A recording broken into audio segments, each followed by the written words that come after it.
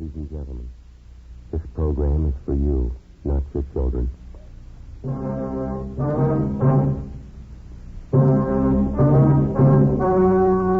story you're about to hear is true. Only the names have been changed to protect the innocent. Fatima Cigarettes, best of all long cigarettes, brings you Dragnet.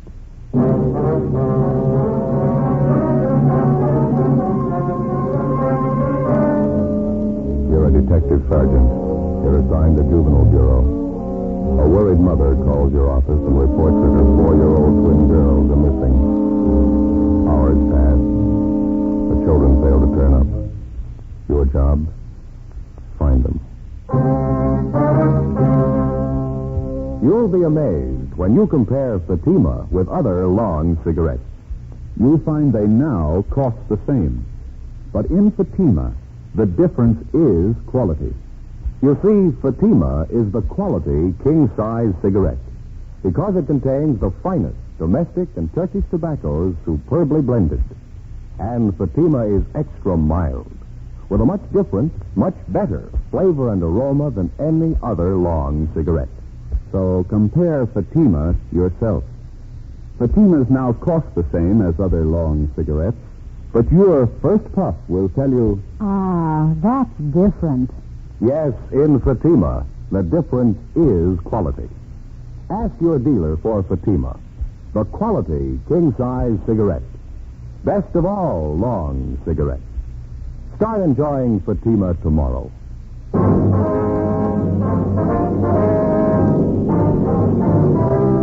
Dragnet, the documented drama of an actual crime. For the next 30 minutes, in cooperation with the Los Angeles Police Department, you will travel step by step on the side of the law through an actual case transcribed from official police files. From beginning to end, from crime to punishment, Dragnet is the story of your police force in action. It was Saturday, August 7th. It was hot in Los Angeles. We were working a day watch out of Juvenile Bureau. My partner is Ben Romero. The boss is Inspector Bowling. My name's Friday. It was 7:35 p.m. when we got to where we parked our car. 80K.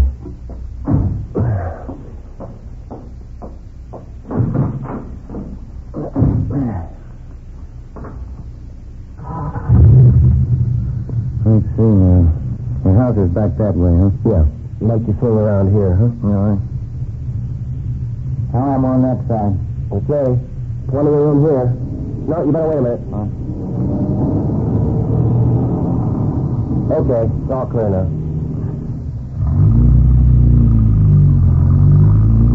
I don't know about you. I think there's something sour about the whole thing. Well, wait till we check at the house. The kids might have turned up while we were gone. I hope so. Sure hate to go back there empty-handed. Not one lousy lead. It's hard to figure. The little girls just wandered off. Somebody should have spotted them by this time. Unless there was some kind of an accident. Yeah. What time you got? 20 minutes to 8. 5 hours. That's a long time for a pair of 4-year-olds to be out of sight, isn't it? Parents are going to be worried sick when we tell them. Let's sit up in the next block, you know. Oh, yeah. Might as well pull up right here, huh? Yeah, that's good. Let's go.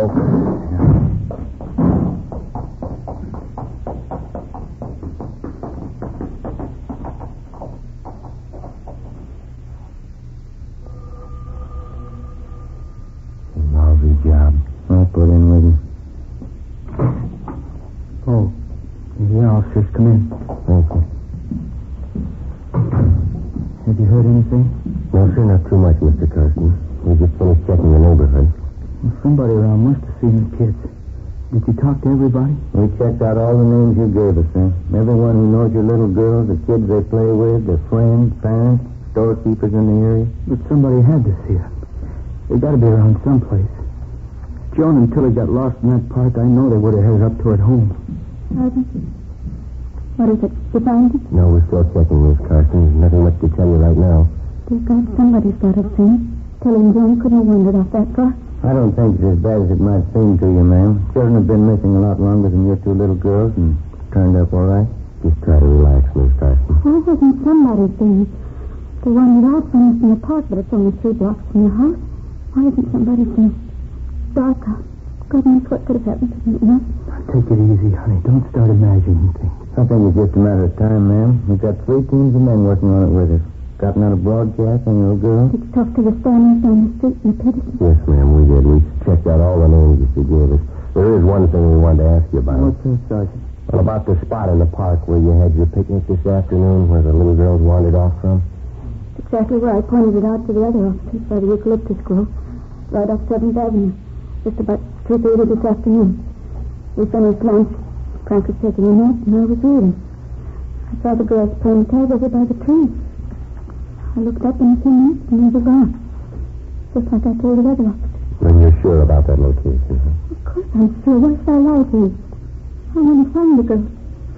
Please, Madam, just please. Yes, ma'am. Come on, honey. Take it easy, huh?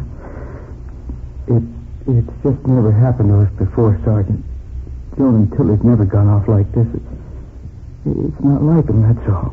They're only babies, really. Yes. Would you like me to get that for you, Mr. Carson? Yes, sir. Would you please? Sure. Oh, hi, Wilkie. Joe, anything? No, not yet. You? Want to step outside? Yeah. Yeah? Ralph and I checked with a guy who runs an ice cream wagon. He works the area in the park where the kids disappeared. What did he tell you? He saw a couple of little girls about a half mile from that eucalyptus grove. About 3 o'clock this afternoon. They were with a man. Yeah. Says he saw the man put the kids in a truck and drove off with them. 8 p.m. Together with Tom Wilkie, Ben and I left the home of Mr. and Mrs. Frank Karsten, the parents of the missing girls, without telling them about the latest report. Until it was positively confirmed, we felt that telling them would serve no purpose other than to worry them needlessly. The ice cream vendor, Mr. George Comanche, who had reported seeing the 4-year-old girls, considered to drive out with us to the park area where he'd spotted the children in the company of an unidentified man. I was right over there, officers. This big guy, mustache, he had the little girls, one on each hand. He was walking them out of that clump of trees over there. Think you can describe the man for us, Mr. Comanche? I didn't look that close. I thought he was the father. The kids were sniffling, you know. Maybe like they'd been crying. Well, better check the ground over there by the trees, huh, Wilkie? Yeah, sure. Stan, Ralph, want to give a look over here? Didn't you notice anything at all about this man, Mr. Comanche? I mean, other than his mustache? Well, big man, big shoulders, regular truck driver, you know.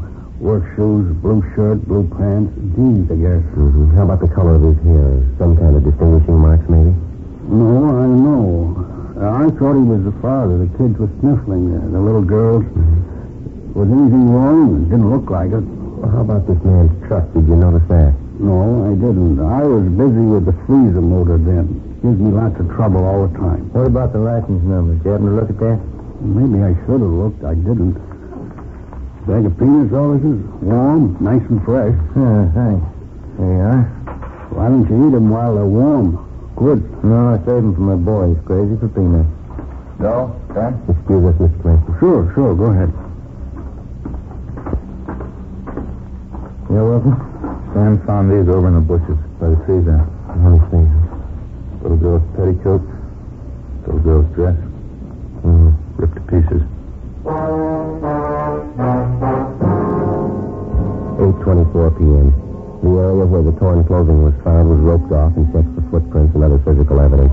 None was found. Homicide detail was notified and joined in the investigation. The torn petticoat and dress were taken down to Lee Jones at the crime lab for examination. Then they were shown to the father of the missing children, Frank Karsten. He definitely identified them. The search for the 4-year-old twins, Joan and Tilly, was intensified. An emergency spot check was made of all known and registered sexual psychopaths. From the hundreds of names, the staff's office came up with one that might possibly tie in. He was listed as G.H.L. Gramberg. His address was at the end of 7th Avenue, close to the park area where the Karsten twins had disappeared.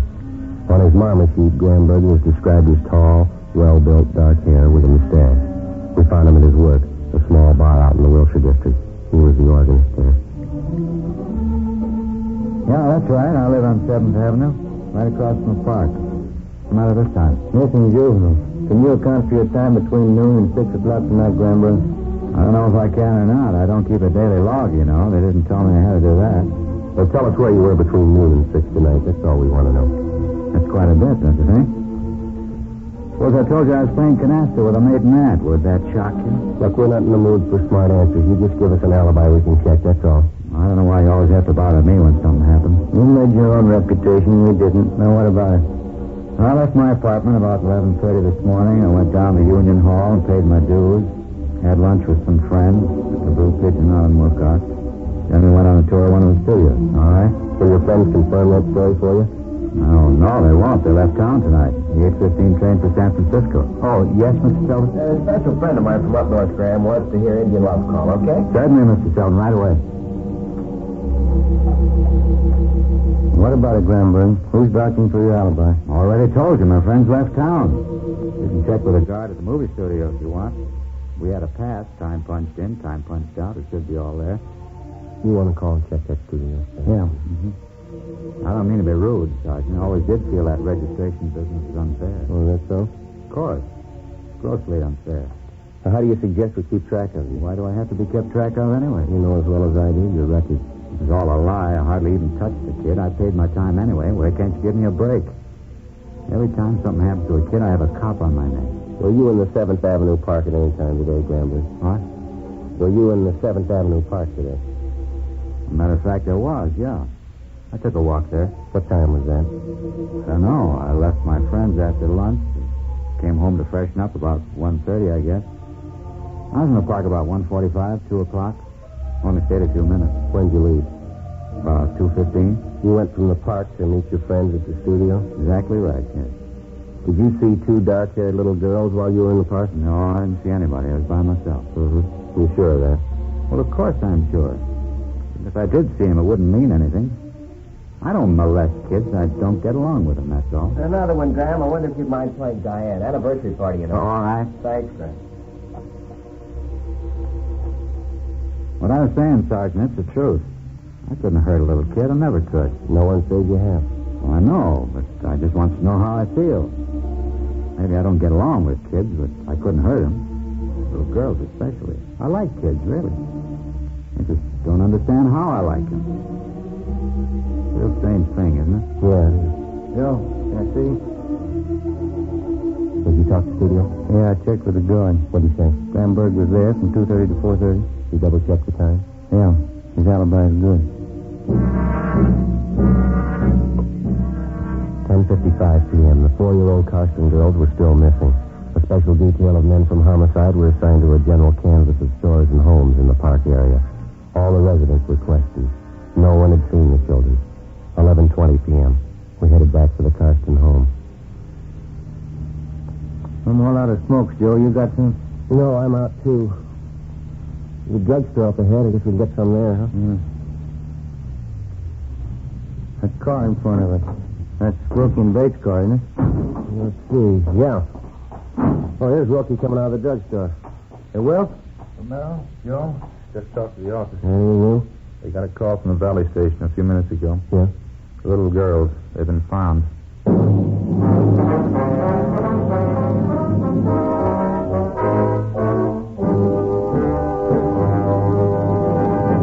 You are listening to Dragnet for the step-by-step solution to tonight's authentic case history. Here, step-by-step, are the actual reasons why Fatima is the quality king-size cigarette.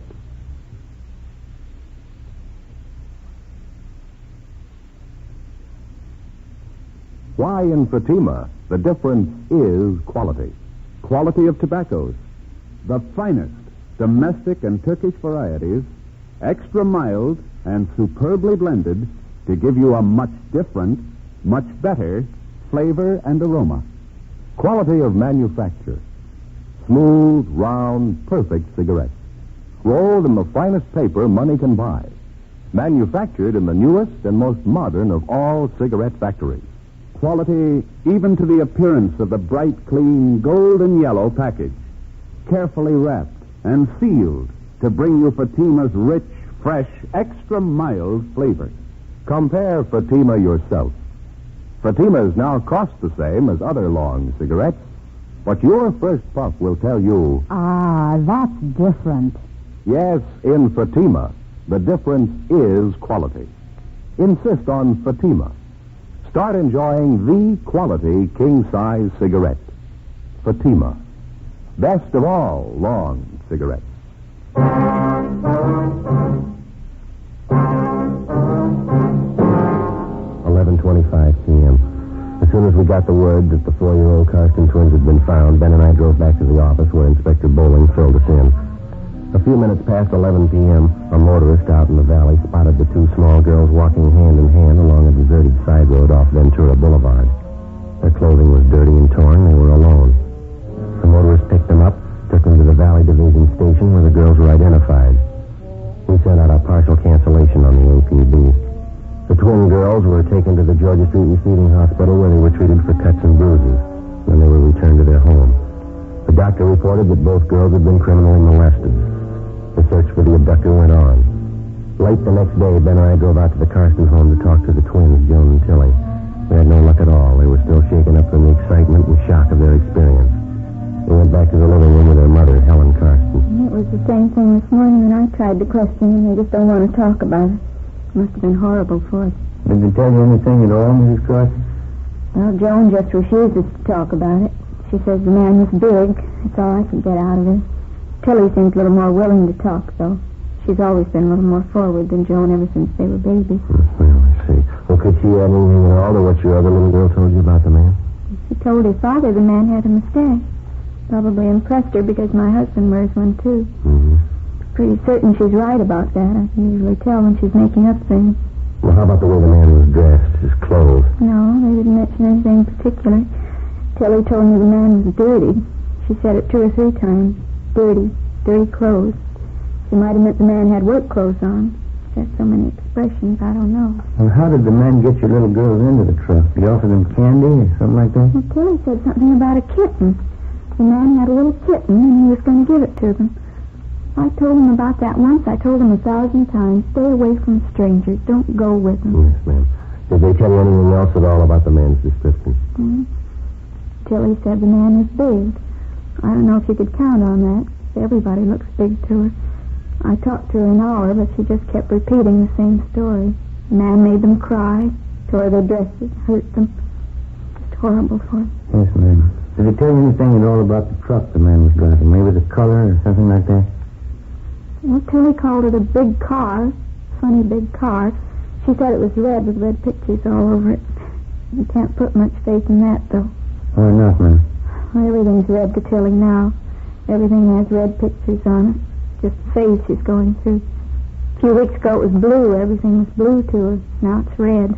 Everything's red. I see. Well, you think they might be able to tell you a little more in a day or so after they've quieted down? Well, I don't know. I certainly hope so. Thank God it's all over. Their home's safe. That's all that counts. Oh, ma'am, I'm afraid there's more to it than that. What? The man that did it's still free. Monday, August 9th. The search for the suspect went on. All of us, the men from juvenile and homicide detail, were pretty much feeling our way in the dark. Repeated questioning of residents living in the area where the abduction took place netted us nothing. Our 2-star witnesses, the 4-year-old twins, were able to contribute little. We stayed on it. Another 3 days of pounding the pavement, knocking on doors, and asking stock questions led nowhere. Well, in most cases, like this one, the criminal enjoyed the distinct advantage of having victims who were unable, because of their age, to clearly identify him. Tuesday, August 10th. In the late afternoon, we got a call from a Bernice Hopper, a real estate agent in the West Hollywood area. 4:15 p.m. Ben and I drove out to interview her. Excuse me, officer. I just got to find that listing book first. All right ahead, Miss Albert. I just know it's got to be here someplace. Well, yesterday morning, I remember distinct... Oh, here it is. There. Now I can start to do business again. Well, I don't know if this is going to help you any in your case, officers, but I certainly think something should be done about it. Flagrant. That's the only word I can think of, just flagrant. Well, would you like to tell us about it, ma'am? Well, I saw him yesterday, for one thing. See, I was coming back from lunch about 2:30 in the afternoon. Mondays I always have late lunch. Yes, I see. I was passing the corner a few blocks from the grammar school right up above on Prospect Avenue. And I saw this truck parked and this truck driver leaning out of the window talking to some children. Just tops, they were. Just tops. Yes, ma'am. What happened?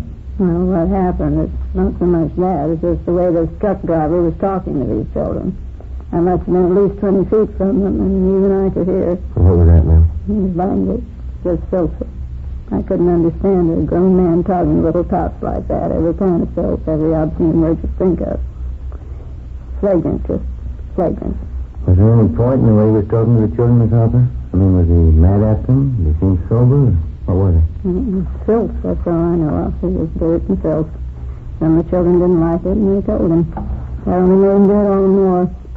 I really think you ought to check up on him. Yes, ma'am. Can you tell us anything else about it? Oh, you excuse me. Yes, ma'am. Go ahead. How do you do? My name's Bernice Hopper. May I help you?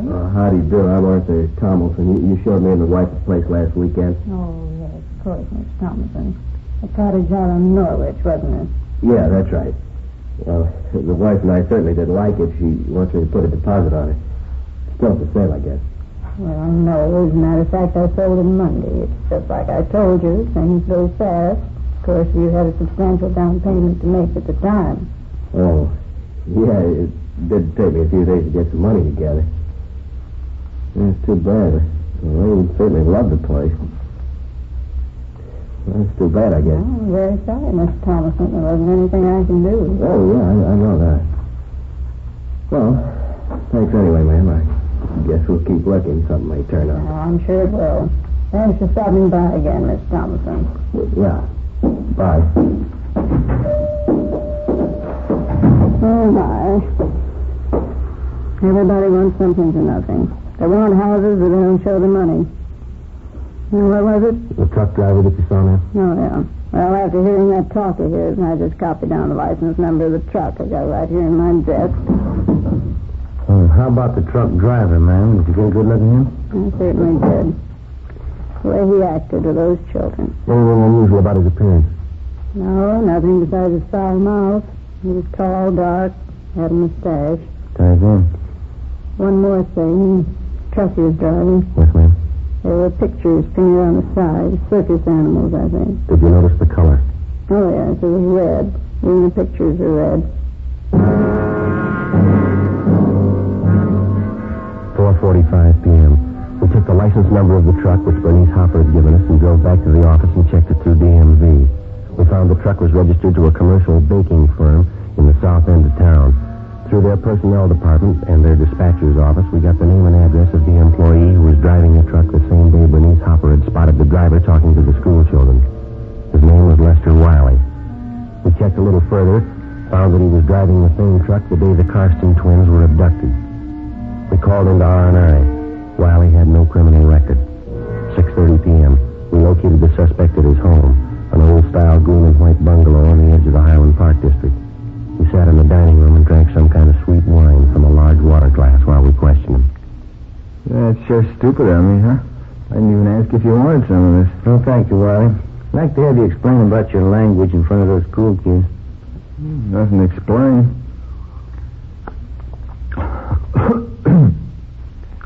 Bunch of those kids are hanging around the truck. Oh, maybe they wanted to get in and grab some of the cakes and stuff. I read them off, that's all. Well, that still doesn't explain the filthy language, Wiley. I don't know. Maybe I wasn't feeling good that day. Might let a few cuss words slip. I didn't mean anything by it. I like kids. Do you usually make deliveries up around that school area, Wiley? Once in a while, yeah. I get around quite a bit. That's not what they tell us down where you were. Huh? You had no business in the neighborhood of that school. Your delivery route's on the other end of town. So I can't drive where I want, huh? I guess the delivery's made. What are they squawking about? I'd like to know what you were doing up in that neighborhood. I was on my lunch hour. Drove up to see a friend.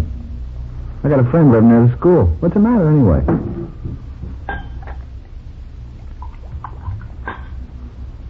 Don't you think you've had enough of that? Look, you're not telling me what I have to do in my house. It's my house.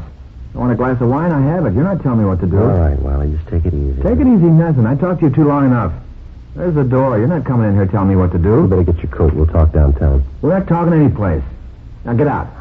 Get out of this house right now. Afraid your alibi's not going to hold up, Wiley? Is that it? I don't know what you're talking about. You're trying to frame me. Don't you think I know that? That doesn't make much sense. Why should we want to frame you? I know what you're getting at. No, just what you're getting at. Those two little girls last week, you're going to say I took them. You're going to say I did things to them. Well, I didn't. It had anything to do with it. Didn't you? Oh, no. No, I didn't. Oh, look, I'm sorry. Why don't you sit down? I didn't mean what I said, because I just got nervous. Sure, Wiley, we understand. Why don't you let me get a couple of glasses, huh? Have some of this wine. Warms you up. Good. No, thank you. Just like to have you straighten us out on a couple of things, and we'll let you alone. Yeah? I'd like to know if you can account for your time between 12 noon and 11 p.m. last Saturday. That's the day somebody picked up those two little girls, isn't it? Yeah, that's right. Wiley? I don't know. I was making deliveries like I always do. Up to 11 o'clock at night? I was a little late, yeah. Nothing unusual, though. That's so?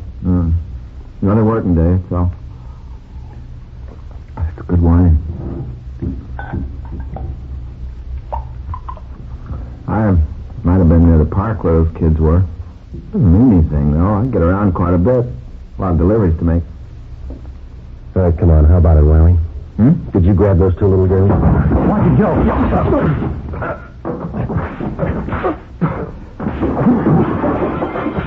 All right, mister, that's enough. Get out of my house. Get out of my house. All right, Ben, get him on him. Yeah. All right. You never prove it, you know that. Now, what about it, Wiley? What's the use? No good at all. You want to tell us about it? I didn't mean it, that's all. Didn't mean it. Just once in a while, something goes wrong with me. I like kids. I like them too much, I guess. I didn't mean to hurt them. You ready to go now? Anything you say. Thought I had it with me when I grabbed the kids. What? Thought it was in my coat pocket. Glad I lost it. Glad you lost what? The pocket knife. I was going to kill him.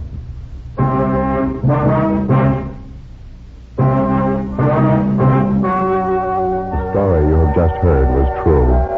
Only the names were changed to protect the innocent. On December 10th, trial was held in Superior Court, Department 87, City and County of Los Angeles, State of California. In a moment, the results of that trial. Now, here is our star, Jack Webb. Thank you. Friends, as you might have heard me say before, on Dragnet, we try to present the kind of entertainment that you want. You're the boss. We feel the same way about Fatimas. If you like them, you'll smoke them. It's just that simple. As for me, I like them. But what's more important, I'm convinced that you will, too. Fatimas have a much different, much better flavor and aroma than any other long cigarette. So I suggest that you buy a pack of Fatimas and see for yourself. When you do, I'm sure you'll agree with me and thousands of other regular Fatima smokers. In Fatima, the difference is quality.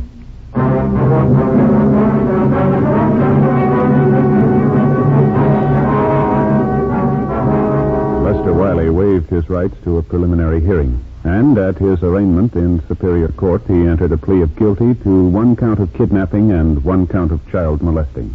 He received the sentence as prescribed by law and is now serving his term in the state penitentiary.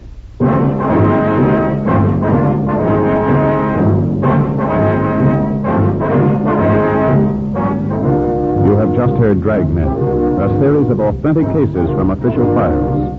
Technical advice for Dragnet comes from the Office of Chief of Police W.H. Parker, Los Angeles Police Department.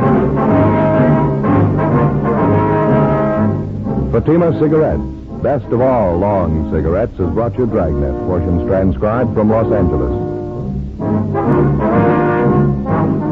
Now there's more exciting listening with Counter Spy on NBC.